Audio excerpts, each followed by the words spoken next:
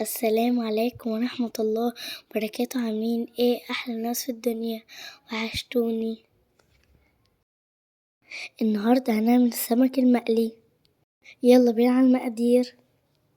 توم كتير، معلقة كبيرة كمون، معلقة كبيرة كزبرة، ومعلقة كبيرة ملح، نص معلقة فلفل اسود وشطة، فلفلاية حارة وممكن نستغنى عنها، وفلفلاية رومي، وليمون اكيد. هنفرمهم في الكبة، وبعدين هنضيف لهم معلقتين خل.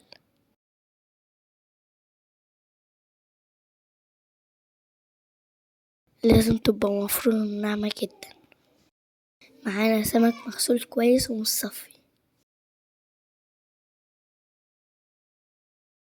هنمسك سمكة سمكة ونحشيها بالخلطة،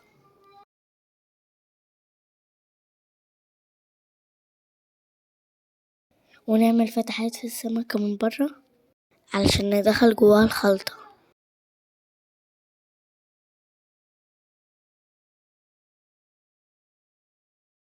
هنخلص كل الكمية بنفس الطريقة،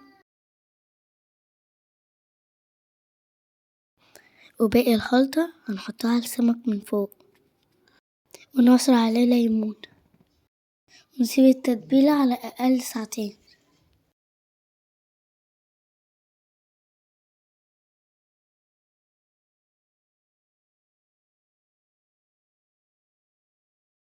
نغطي السمك كويس.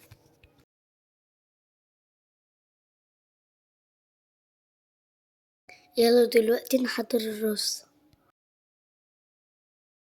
هنحط زيت، لما يسخن هننزل بالبصل مقطع صغير،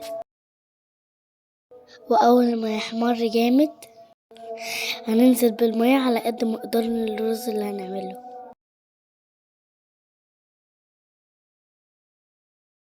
هننزل بمكعبين مرقة، وده اختياري، وربع معلقة كمون، وفص توم متقطع. مننساش نظبط الملح. ولما الخليط يغلي كويس هشيل البصل بالمصفى،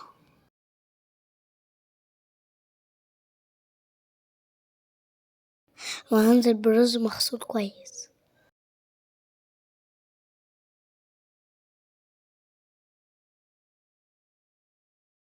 وأول ما الرز يغلي هنهدي النار، هنغطيه ونسيبه يستوي براحته.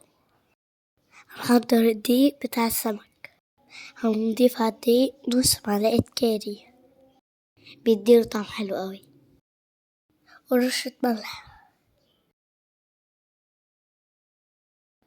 هنطلع السمك من التتبيلة ونحطه في الدقيق،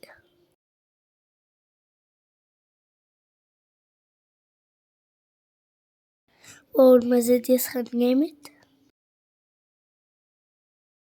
هننزل فيه السمك.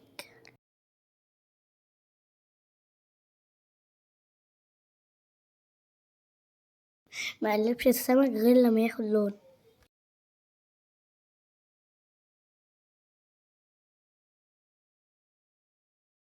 شايفين شكل السمك دهبي حلو ازاي؟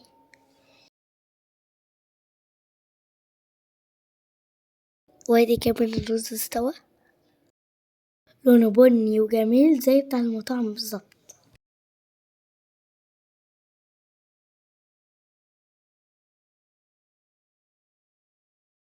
كده أكل جاهز على التقديم.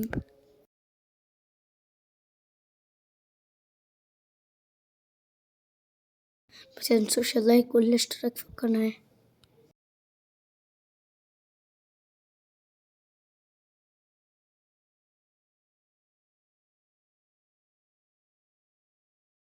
واستنوني في وصفة جديدة، والسلام عليكم ورحمة الله وبركاته.